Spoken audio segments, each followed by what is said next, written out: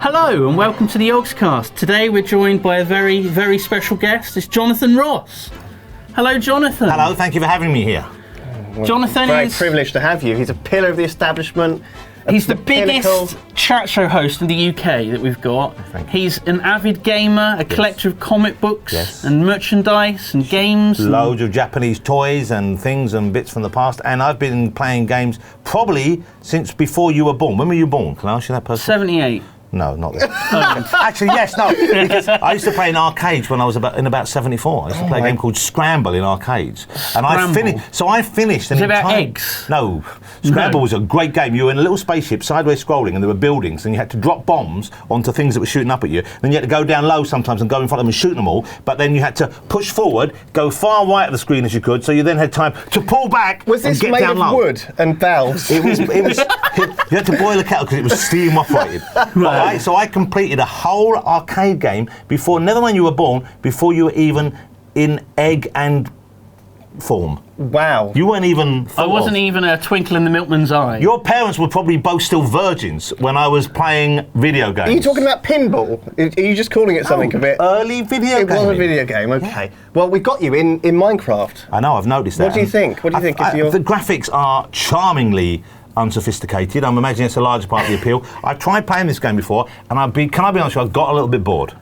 Wow. Well, there's so much to do. How could you possibly be bored? Because all I was doing was walking around, and then I would make a hole in the ground, and I would fall in the hole in the ground, and then eventually I would get out of the hole in the ground, and then I would look over there, and this incredible building that someone had built, and all I could do was put 4 or 5 breeze blocks down. Yeah. And that was it. Or hit a pig. And I must admit, I did enjoy hitting the pig. Yeah, well, I mean, that's very cathartic. If they had a Minecraft pig hitting or pig hunting version, and there was somehow a kind of maybe a big pig boss at the end, then I would enjoy that enormously. There are zombie pigmen. We could find this. There's probably a mod or a map that someone's made out there that has this for you. Send it my way. But you know, my wife, who is a big gamer, and people might know she's a screenwriter as well, so she wrote the screenplay for Kick-Ass and the last X-Men movie and Woman in Black, and she's a big gamer. She's the highest ever you can be on Warcraft at the moment. Absolutely. Of course, she used to play World of Warcraft. She still does play it, but she keeps it fairly quiet, you know, because she doesn't want to be sort of like chased around by people on there. So do we. She loves playing it though,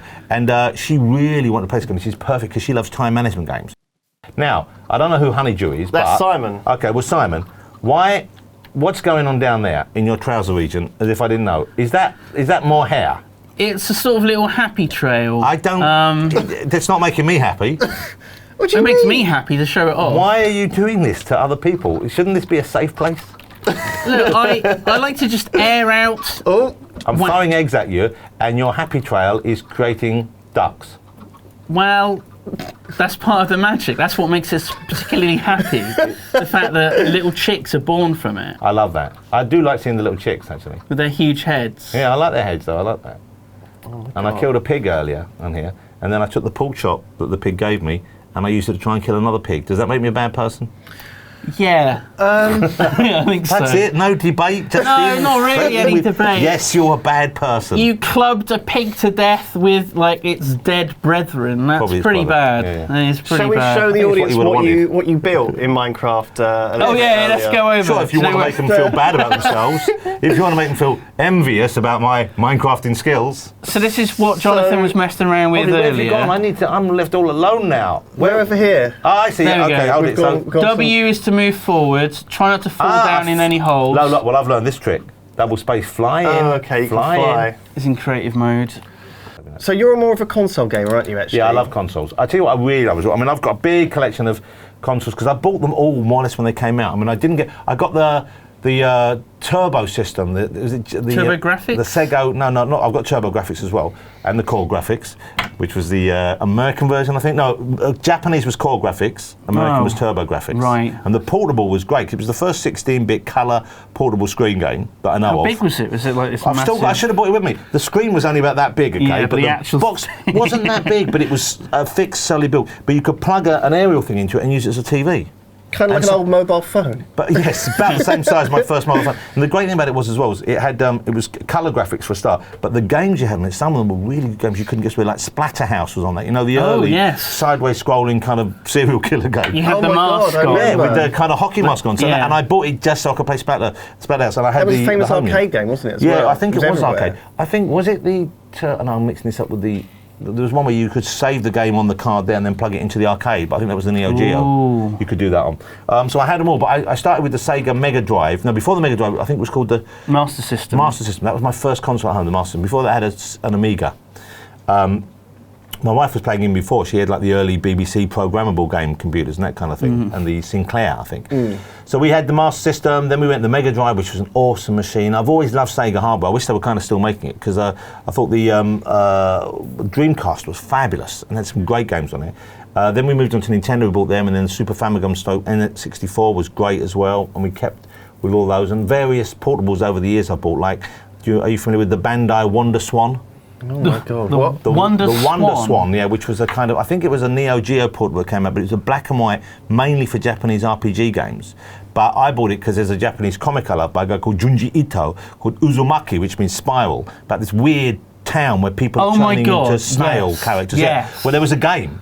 So I bought this thing just so I could play the game. And of course, I got it turned on, and it's just page after page of Japanese text. You go, what? And then you press something, and the woman's face appears, and there's another 7 pages of text. But the box looks lovely, so I got them on display. And I've got like a see-through Astro Boy limited edition Game Boy that I bought in Japan. So I've got like, and I've got. Have you heard they're not actually just thrown into the attic? No, I use them, man, on display. And I've got loads of those. You know when games were first, like you bought a little home unit almost like that. You ever see any of those? No. I've got Galaga like that. I've got a Frogger like that. I've got a Dracula game like that. Castlevania like that, and I've got them on display as well. So of course you're making your own. Well, you've made a game. Well, I was involved with a team that made the game. I didn't do the coding or the programming. I can't. I mean, we used Unity, but even I know Unity's comparatively simple. I don't know how to do that. No, well, neither do we. So I didn't make it. I can't say I made it. But you've done voice acting before, and you've done been a tiny bit. These. Well, what happened was when I did a tiny bit of fun voice acting in Fable 3, and I did that because my son, who came down, is Harvey, a huge gamer. I just thought it'd be fun for him because he loved Fable. He loved the Fable series. He's got very good taste in games. I'm sure he'd agree with you guys about the good games and the bad games out there. And he gives me a lot of tips as well. Says avoid that one, play this one. And so I went down just to see them making it and to have an early taste of the game. And then I met one of the guys there, and we were talking like we are now about games and my love of gaming over the years and different theories about it. And he said, you should maybe make something, because these days it's cheaper to make than you think. You can make little iOS games. So we just thought, why not give it a go? Why not have fun? I mean, and I'm at the stage in my life, because I'm 52 now, 53 this year, and I'm kind of, I know it's amazing. That's so good for my age. That's what you were thinking. So modest, too. But I thought, it's quite nice to do before you get too old, and really to have fun doing different things. That's one of the reasons why I did the voice acting. It's one of the reasons why I'm writing comic books now, because, it's just to do something creative and different and unusual. Before you die. Well, kind of, yeah. No, isn't it awesome? Wouldn't you love to write a comic book? But I love writing about it. You're right, in a way. It's not before you die, per se. It's not quite as specifically brutal and... I think it's almost satisfying a childhood urge, though, isn't it? To, you want to write a comic book. I think that's something really awesome. And it's getting stuff out there. And why the hell not? And saying, I want to try and tell a story, so I'm going to do it. Yeah. And if people don't like it, great, it's fine, don't worry. But if you do like it, even better. And so you hope that you've got something worth saying or something that's fun to say. Yeah. And you try to express. That's why we want to do this. We want to have fun making a game. And this is fairly straightforward. We've got more complex things in the pipeline. But this was the first thing. And I so enjoyed playing Temple Run. And I so enjoyed playing games, especially we did it initially for iOS, but we've just booted it over to Android now, as well as various other things. It's all the complicated different, like you've got BlackBerry version and Kindle version and all that. So we're moving over to all those, and we're doing a widescreen version as well. So what's it called? It's called Catcha Catcha Aliens. So which one you're on? You're on the first planet. Yeah, I'm giving the tutorial a go. Okay, the tutorial. Now here, we've changed this. This is the interesting about games I found is we came out, I did say one thing early on which no one listened to, but I said, because I do a voice on it, and we also persuaded Stephen Fry to do a voice on it, which is pretty cool. Stephen Fry's got a voice done in this game. Failure will be punished with great relish. I will start with your extremities. And, goodness me, I'm terribly sorry about that. I didn't realise the mask was up. How much voice acting is there? Well, there's not that much in the game, but I appear maybe a bit too often. I get a bit annoying, I think. But it's quite weird when I'm playing at home, because you'll see me playing a game where I'm then telling myself off from the game. So it's quite a weird, surreal experience. But Stephen Fry plays the overall guy of the ship. The boss called Zub Zub, and he commends you, but also sometimes he's like sarcastic, and you're kind of earning money for him. He's in charge of the whole operation, so he appears in between things. I mean, because typically in an iPhone game like in Angry Birds, there's barely no sound, apart from the crashing and the banging. Yeah. How is this different though? In that, is it only sort of between stages that you actually get any sort of voice acting, or is it you just go, No, you appear. I'm a ship that appears. I'm the kind of artificial intelligence of a ship, and it appears and asks you to come up. But also, some of the mini challenges. You see on that planet, for example, there's all different colour spiders. One of the mini challenges is you've got to catch them in order that the ship tells you. You can obviously turn my voice off, but so I will say now, catch a white one. Now catch a yellow one. So you have to avoid going to the blue ones. And that's a mini and then you catch a yellow one. See what I mean? So it's quite fun. That's a good fun mini challenge, and we had fun coming up with them. So there were like 3 mini challenges on each level. But one of them is you've got to play the game upside down. One of them is you've got to play it holding your finger on the screen for a certain amount of time. Oh my God. The other thing is God. you've got to do it. So there's quite the challenge. Mini challenge. Yeah, I was just telling you about them now. So some of them are pretty tough. So who's this made by? Who's the studio? Okay, it's our studio. It's my company. It's called Hotsauce. We make TV shows, and we've set up Hotsauce Interactive. Whee! Yeah, you see? What am I supposed to be going after? Catch the brains. Catch the Catch brains. the brains. And if you double tap, has this got the Meganet? No, he hasn't activated Meganet. There's a Meganet you can buy. Now you've walked into something. Look, let me show you. I am so bad. It's not actually that hard to play. You just Shut up. If you go behind them, she will catch it. Under there. See, I died. Wow. I couldn't Brilliant. see the glare of your That's really expensive good. fluorescent Excuses. tube lighting.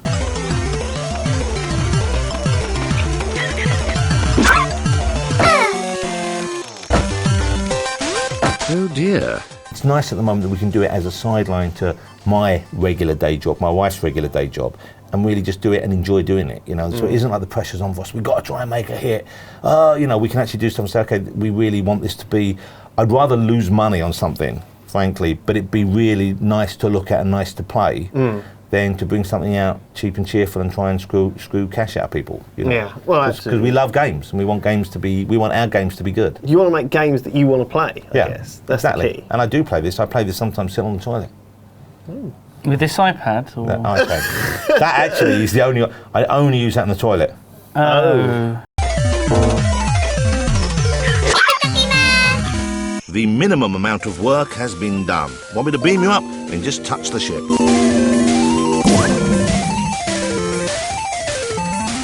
So you're off to the gaming BAFTAs? I am off to the Gaming BAFTAs. Tonight, tomorrow night? Tomorrow night, I'm going to the Gaming BAFTAs, and actually, you can edit this, sir. So it'll probably be edited, yeah. So next week this will go out. Okay, so we'll say last week. So you were off to the. So gaming you've been BAFTAs. to the Gaming BAFTAs. How was it? I think I enjoyed it. You're not sure. That's not good. No, I went to. I'm kind of involved with BAFTA in a number of things anyway. And because I've won BAFTAs bizarrely, never for games but for TV shows.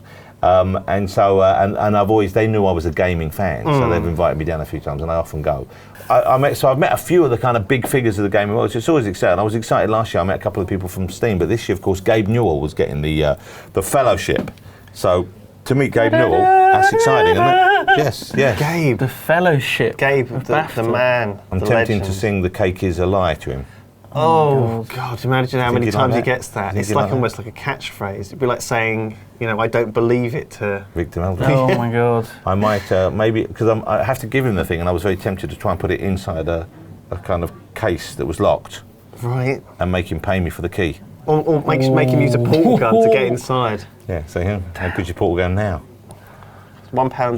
You weirdo. Because you collect lots of gaming memorabilia, and Gaben famously collects knives. Oh, I He's thought got a you- massive knife collection. I thought you were going to say you collect gaming memorabilia, or you tempted to try and collect him and keep him in a cage or perhaps a cellar in your house. Can't do that. We'll never see halfway That's not through. the kind of collection I've got. You're never going to see it anyway. Oh God! Don't say that. Why would you say that? Do you think I should go on stage and sort of announce that Half-Life 3 is coming out? Yeah. Oh, I've just been talking to Jonathan. Gabe. I was just talking to Gabe and he went, it's just a month away. So good night, everybody. And then just Oh my hide for a God. while.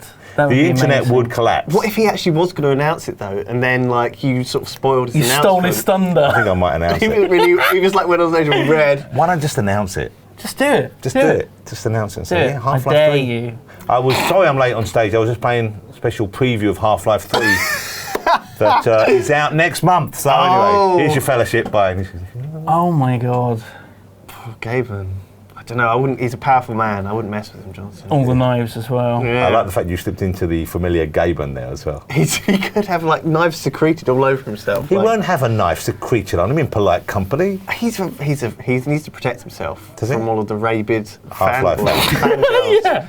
Yeah. Half-Life 3 crazies. Yeah, but you know, don't they? Valve time. The nature of Valve time is you don't mind waiting because you know they're going to get it right. Yeah, it's like Isn't that the space truth? time. It's like The Valve infinite. time continuum. Yeah. You have to wait, and it's ready when it's ready. It's ready when. Such a good mantra, gaming mantra. It's ready when it's ready. You'd I want want- it now. And But then when we you get, like, rather aliens that, but when cloning you rather robots. that, then they bring it out and it isn't ready. I'm sure Yeah. you got it sooner, and it's no good. Yeah. And you realise, and from then on, food, no matter how delicious, tastes like ashes in your mouth, and there's no pleasure, no joy you can take, even the most beautiful sunset or baby bird. Have you played Dragon Age 2? Feeding a kitten. That's what happened to me with that. I haven't played it. I've played a few terrible. dogs though. Have you? I can't think of the word, but there haven't been that many I have huge expectation of that are dreadful. But I mean, When it happens, it stubs you in the toe. But then occasionally some shimmering like light of a just really good game comes out unexpectedly. you're hopelessly addicted Yeah. to the form. Years ago, when the PlayStation 1 was so old, we didn't even call it the PlayStation 1. We just called it the PlayStation. That was a long time ago. That was when it first came out, and we were, wow, this is incredible. It's on a disc, okay? And when that first came out, I remember so keen was I to get new games that I would buy it, and some of the games that came out were just barely games. No. They were just large objects on screen that you could almost move, but they didn't really obey the joystick, and some of those games were so terrible. What is the worst game you've played then? Bruno.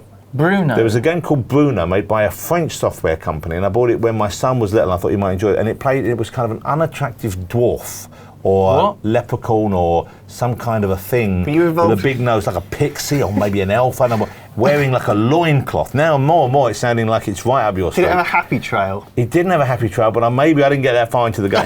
Had a misery Did trail. he take off his clothes as he But goes along? He was trying to ride a kind of like a wheelie platform along a tube, and you had Like a to press. Segway or Well, you something, sort of had to. or- No, he was lying down. He had to sort of press the button to make him jump, but it would never work. You know, it was so badly coded that when you pressed it, it would not, and then it would jump too late. Oh. It was one of those games where you were being punished even though you were playing correctly. That is, it's bad. It was the worst ever, and I bought it for a child.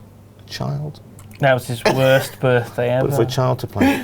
And now he spends all his time playing games, trying to find that thrill that Bruno didn't get. Bruno. Bruno. It's such a brilliant name for a shit game. We should look it up. We should see if we We can should find an we'll image of Bruno. have a play. Thank you very much, Jonathan. It's a pleasure. It's been amazing to have you Yeah, it's here. great fun to come down here. You know, and I appreciate what you do because you love games. We do. That's we the do. key. And I appreciate that you love games too. I do love games. And you have good taste, so I expect to see more stuff come out of Hotsauce. Who knows? We will make more stuff. I hope it will be good. It's our intention it's good. If it isn't good, like Valve, we won't release it. Okay. Although Until it's Half-Life 3, ready. I've been playing Half-Life 3 and it's awful. Is it? Everything, he's changed everything. Exclusive. You heard it here first. It's all just dancing penguins. Dancing penguins. Yeah, it's like New Zealand story. Remember that game? Oh my god, yeah. You're a Kiwi. Yes! Actually, that was a good game. Thank you, everyone, and we'll see you next time. Bye. I haven't really played Half-Life 3. He has.